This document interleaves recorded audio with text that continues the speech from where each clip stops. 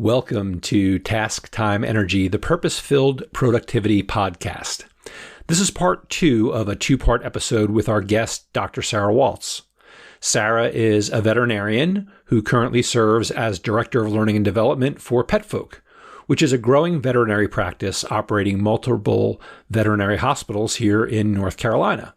At the end of part 1, Sara was talking about taking the time to get to know herself better and to better understand what helps her accomplish the things in life that are important to her.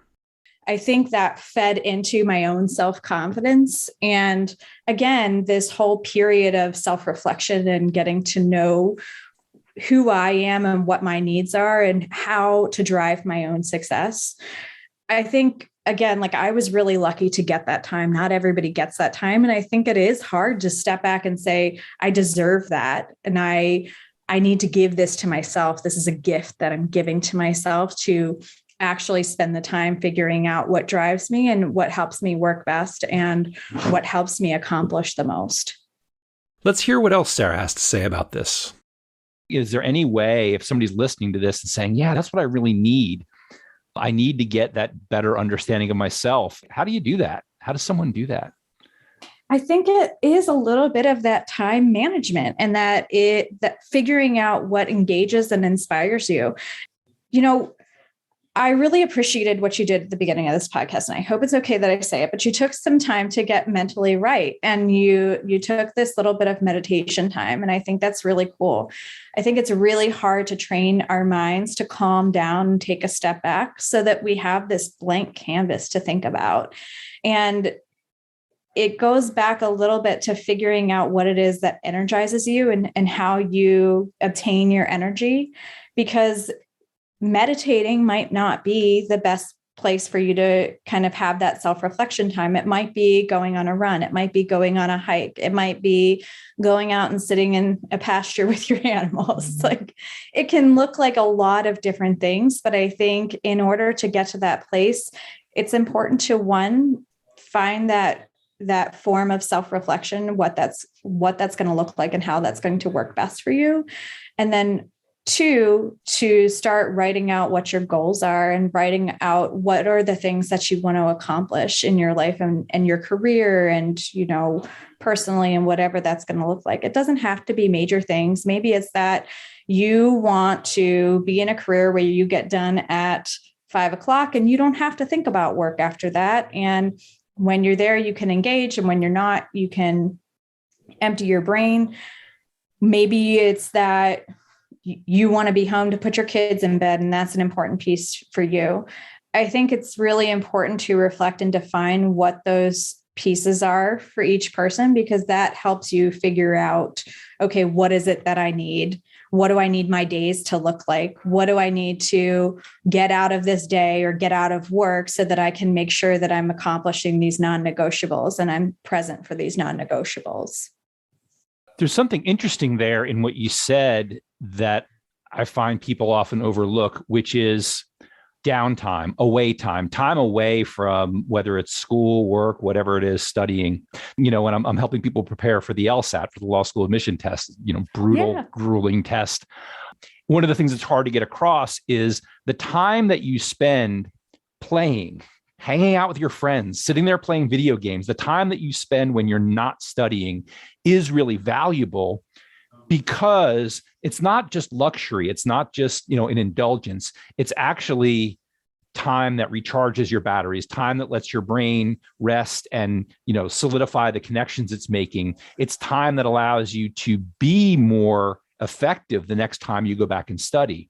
And I think there's some of that in what you were saying is, we often look at leisure time as it's a guilty pleasure, right? It's an indulgence. Oh, yeah. I'm just going to, hang out and read to my kids. I'm just going to go sit and, go hang out in my backyard and, have a cup of tea or whatever. It's so easy to feel like we're slacking by doing that. But that time, spending time, whether it's a weekend completely away from work, whether it's a vacation, whether it's just a little time throughout the week that you spend doing things that you enjoy, that can be the time where you really figure out the who part, like who do I really want to be and how do I want to really approach the things in my life that are important to me.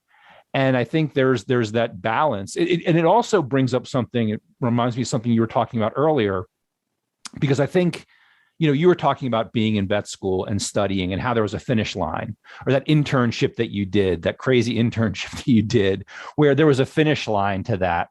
And you knew that you were sacrificing certain things in your personal life, but there was a definite end point and goal that you were working towards. And that seemed to be very crystal clear for you. And I wonder often when people get out in their professional lives, there may be something they're aiming for, but it's not as clear of a deadline. And so people find themselves making sacrifices, not spending the time they want with their family. I say this, myself, because I've experienced this myself, not spending the time with our family that we would like to, not spending as much time doing things that we enjoy. We're sacrificing all those things for some maybe sort of idea that we want to accomplish something, but there's not a clear deadline. And I'm wondering, did you find yourself making a shift from here, I'm in vet school or I'm doing this internship and I know when it's going to end, so I'm willing to make those sacrifices, to having to say, hey, this is my career that I'm going to be doing for maybe the rest of my life. And I need to figure out ways to find more of a balance, because if I just go all out all the time, 100%, there's no deadline to that. Yeah. What do you think about that? Gosh, I think that we need to give ourselves the grace sometimes in life to redefine our goals and redefine ourselves and what our needs are. And I think so many times it comes naturally to set these big, ambitious goals, which is so good. That's wonderful. But then to think that the only way to get there is from point A to point B. And so now you sometimes can be in this place where you get down on yourself and you feel like you've let yourself down because you're finding that getting to point A to point B is so much more challenging than you thought it was going to be. I think if we extend ourselves a little bit of grace and understand that we can redefine our goals at any point in time, and that goals can look very different. They can be very small steps. There can be goals within other goals. And if you look at it from that perspective, I think that we would have so much more success in getting to those places and approaching these challenges that we go through, and that change management piece as well. The things that are important now might not be the things that are important later. So those pieces that are really important in the way that you manage your time now and the way that you prioritize the things that you do may not be the same things in a year from now. And therefore, it's okay to redefine what those goals look like, or what your, non-negotiables in a certain career path might be. For me, it was not always putting my kids to bed. For me, sometimes it was like being able to get out at a certain hour so I could go have dinner with our friends at the same time every night of the, every Friday or whatever that's going to be. Now it has changed, and it's that I want to be home to put my kids to bed, or I want to be home to feed my animals, because I know for me, that's the thing that I need. So one of my goals is, okay, my goal is I want to be home to put my kids to bed and spend 10 minutes out sitting in my pasture, just hanging out with my herd, hanging out with my crew. So what does it look like to get me there? Okay, well, I need to find a job that I can either have the flexibility to be done, or I know that I'm going to be done in a certain time, or I need to be able to take calls in the pasture, or what that's going to look like. The goals can start differently as well. We made a personal goal that we wanted to have this farm. And we started out with like a couple sheep, and then we expanded quickly. And now the goal was, okay, well, we want to get X number of animals more. How do we get there? Well, we need to build a fence. There are stepping stones to each of these places. And I think, again, there are so many times in our life where we don't extend ourselves the grace to recognize that things can change and our needs can change and wants can change. And that's okay. Having that acceptance is kind of the first step. Yeah, that seems like a key part of it. You may have these bigger picture goals, but also thinking about how do we break those down into smaller steps, like our long-term goals. How do we break those down into smaller short-term objectives? And then focusing on those and recognizing that as you create these stepping stones to get to a certain place, things may change along the way. Being more open to that and more, giving ourselves more grace, more flexibility, more patience with ourselves, and more patience with the way life works and the fact that things do change. Yeah. And I mean, it goes back to like, I thought I would be in emergency medicine forever. Like I said, that's my area of passion. I love emergency medicine. I love the adrenaline rush. I'm definitely an adrenaline junkie. I never envisioned myself getting out of that. And so my goals looked like, well, I think maybe I want to specialize in critical care, or I want to be this go-to clinician within an emergency setting and be this kind of leader in XYZ. Well, the goals, those smaller goals that I had outside of my career, like, again, circling back, being home to put my kids in bed, they didn't align. And so what I was doing in my career didn't align with the goals that I needed outside of my career and what was important to me. And that put me at a difficult crossroads and a difficult mind space. And, thinking about what is it going to look like to give up this thing that I'm so passionate about. And so then I moved into general practice, and truth be told, like I wasn't very happy in the beginning, and it took a while to really decide that I was going to be okay there. And I kept telling myself, okay, well, you're going to give it 6 months. You're going to see how it builds out and where this takes you. Within that 6 months, I started finding myself creating these little goals. Okay, well, I want to create this new program within our hospital, and this is how we're going to train each of our technicians that come in. And, I'm going to make it my goal to give somebody the confidence that they need to pursue their veterinary career, or I want to make sure that I help this person develop this skill set so that they can move into this role. And then from there it grew. Okay, well, I think I'd actually like to be a medical director. So I'm going to figure out what it's going to look like for me to move into this leadership role. And then I move into the leadership role, and I'm going to figure out, now I want my goal to be to fully develop these new graduates that are going to come in and give them a great experience and bring them out as competent new veterinarians at the end of this mentorship. And so that's what I mean. Those goals change a little bit along the way, and it reflects back into then how we manage our time and how we have that time available to manage, because we've set these different goals and changed how we're looking at our career, changed how we're looking at our personal life, and changed what that trajectory of growth is going to look like. It sounds like a really important part of that. I think this is something that people struggle with, is letting go of something when you realize it's not really serving you anymore in the way that it once did. Like you were talking about emergency medicine and how much you love that. And I'm wondering what advice or suggestions you might have for someone who feels like they're struggling with that. There's something that's been so important to me or such a big part of my life, and now I'm almost feeling like I have to let that go to move on to something else, but that seems so hard to do. What would you say to someone who's struggling with that? I just talked about this with my best friend, actually, as she went through the same exact thing. And I think in those moments, it goes back a little bit to that self-reflection, and it goes back to sitting down and actively writing out what your long-term ideals are for what you're doing and your long-term goals. And it can be so impactful, because if you're having a hard time and you're struggling with, where do I go from here? And I think I have to make this transition in my life, wherever it is. If you sit down and write where you want to end up, and you write what you want your life to look like in the end, a lot of times it can make that transition a lot easier, because it becomes very apparent that where you are is not the stepping stone to get there. And, it was similar for this friend in that, okay, if you want to be able to be home, she just had a baby. If you want to be able to be home with your baby, and you want to be able to build out this other career aspect that you have, she has a van business, a van renovation business on the side.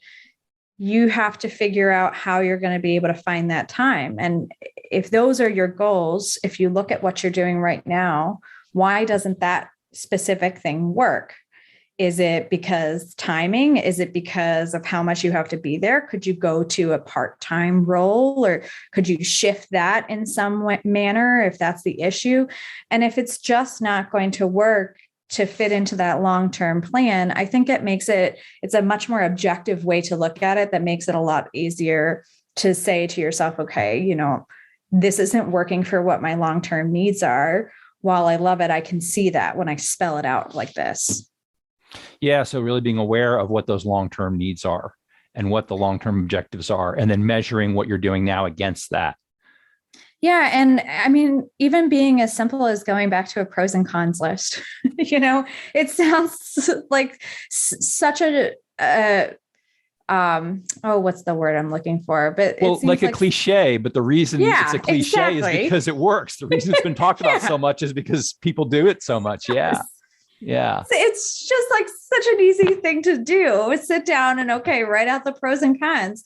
But when you get your mind to start thinking about that, I feel that a lot of times you can be really surprised at what actually comes out on paper when you really dig into, okay, let me just be very honest and transparent with myself. There's nobody else I need to explain this out to. I'm just writing down on paper objectively, what are the pros and cons of this situation?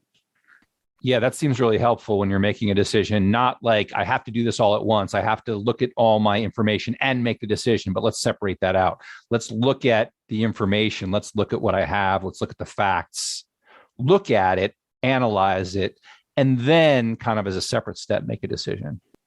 And one of the things when I'm talking about career choices and career paths with my team members, one of the things we talk about is sitting down and actually taking the time to reflect on what are the things that are important to you.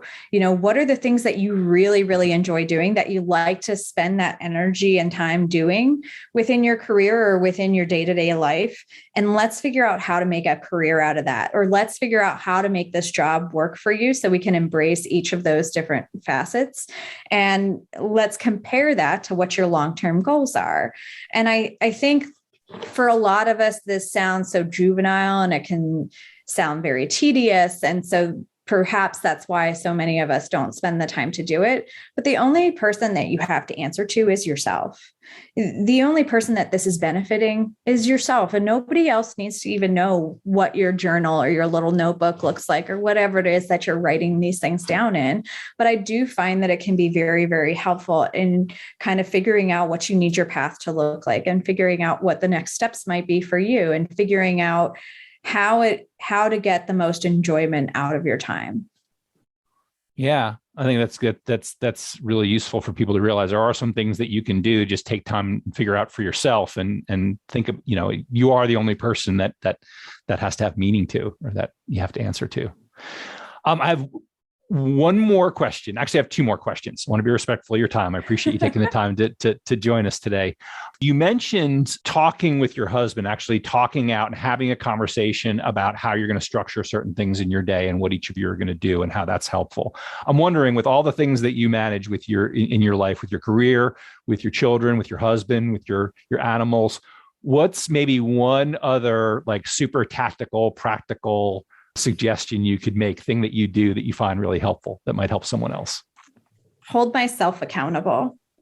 I'm accountable for my own feelings and for the way I'm managing my own time. And I don't need to rely on somebody else. And if I don't rely on somebody else, then I am much happier as a result of that.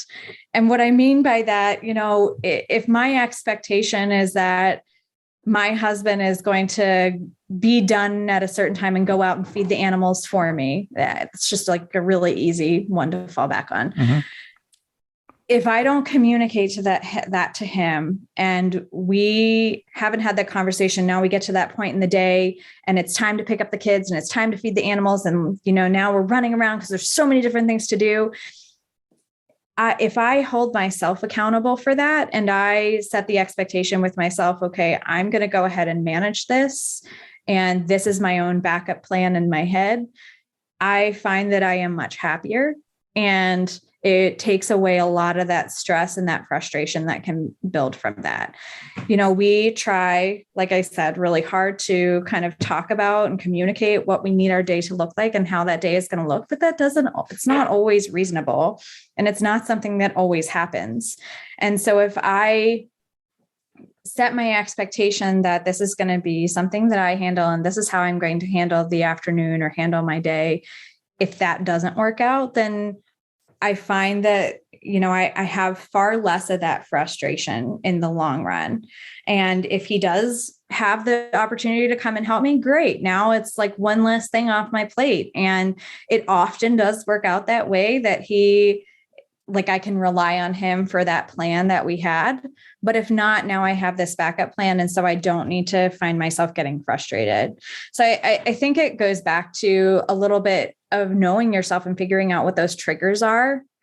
And if you can manage those things that are triggering for you, those things that lead you to a point of frustration, and this is with mothering, this is with my job, this is with managing a relationship, those are with all of the things. But if I find those things that are triggering to me and I can address them ahead of time, or I can kind of head them off, then they're not going to be so triggering, right? You're not going to have those points of frustration because you've already taken that into consideration. So even when I pick up my kids, I bring snacks in the car now, because I know that if I don't, they're going to scream on the way home, and maybe they won't want the snacks, but you know what? The snacks are there. It's one less thing. So right. knowing yourself to know what your own triggers are, I think can really be helpful. Right. Interesting. So knowing yourself and having realistic expectations about yourself, about other people, and realistic expectations about the kids, that they do sometimes scream in the car on the way home. And just coming up with a plan based on those, rather than just getting frustrated by these things when they happen, when realistically we could probably expect that they're going to happen. Yeah. So much of this comes back to relying on yourself for your own happiness, relying on yourself to self-manage those emotions and that piece of it, and being responsible for your own actions and for your own time. And that when you can take hold of that, all of these other things kind of fall into place. It makes you better at managing all of these other things and all of these other relationships and expectations and meeting goals.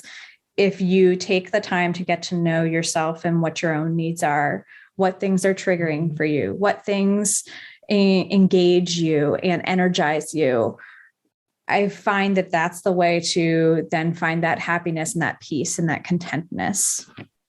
Yeah, that's wonderful. Okay, I have one more question. This is a question that I ask everyone when they come on the podcast. What is your dream right now? My dream, I think about this a lot.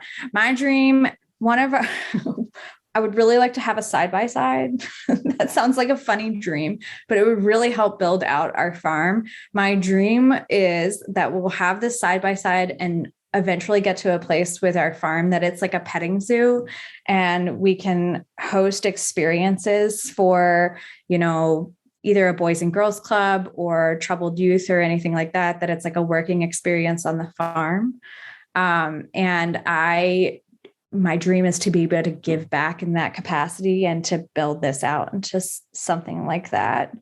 So it's like a loose dream, but that's like where most of my dreams go these days, because I find that I'm already in my dream job, and we built our dream house, and it's been really cool because my husband and I talk about our goals together and talk about what our dreams are together. And we've watched a lot of them come into fruition, and it's certainly not been easy. We lived with my parents for 1.5 years, and that was not magical. It was not magical at all.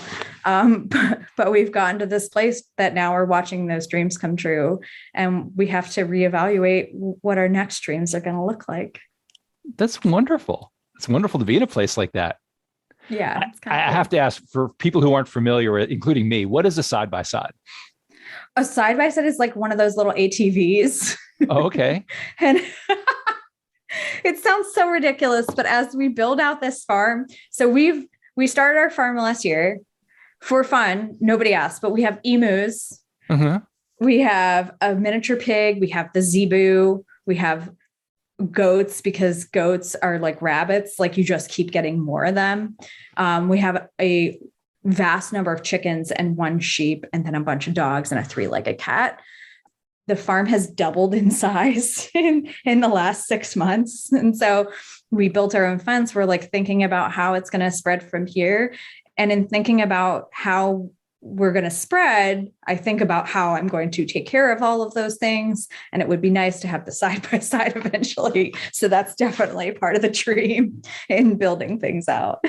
Cool. A little ATV type vehicle. Yeah. To get around to all these things. Yeah. Yep. Get around to the things, drive the kids out to the end of the property and leave them there, things like that. I have to say that I can just imagine like a perfect name for a band is the Small and Mighty Zebus. I love it. So any musicians that are listening, any musicians listening right now, there's a potential. There you go. Yeah. Look what you've done for them. Sara, this is so wonderful. I think there's so much in here that people are going to listen to and value and maybe get some inspiration from and some ideas. So thank you for sharing all this. Thank you for taking your time today. Yeah, absolutely. I really enjoyed it. I hope somebody finds it valuable. You can find Sara's contact information in the description for this episode, and you can learn more about Petfolk, the veterinary practice where she works as Area Director of Learning and Development. Their website is petfolk.com. That's petfolk.com. I enjoy creating this podcast and talking with people like Sara because these conversations connect with and inform my work as a time management coach. Maybe you're noticing that your goals and priorities are changing and you want help exploring what that means for you. Shifting priorities can have a big impact on the way that you spend your time, and they often create new opportunities that might not be obvious at first. Maybe you would like help setting realistic expectations for yourself, or better understanding your own needs and how those needs impact your ability to be productive in a meaningful and satisfying way. If you would like to know what I do as a time management coach and how I might be able to help you navigate these situations, which so many of us experience at different times in our lives, send me an email at scott@scottmillercoaching.com or visit my website, scottmillercoaching.com. And please follow, subscribe, or like our podcast, add it to your favorites, or do whatever that button says on your podcast player. We'd love for you to join us for our next episode of Task Time Energy, the purpose-filled productivity podcast.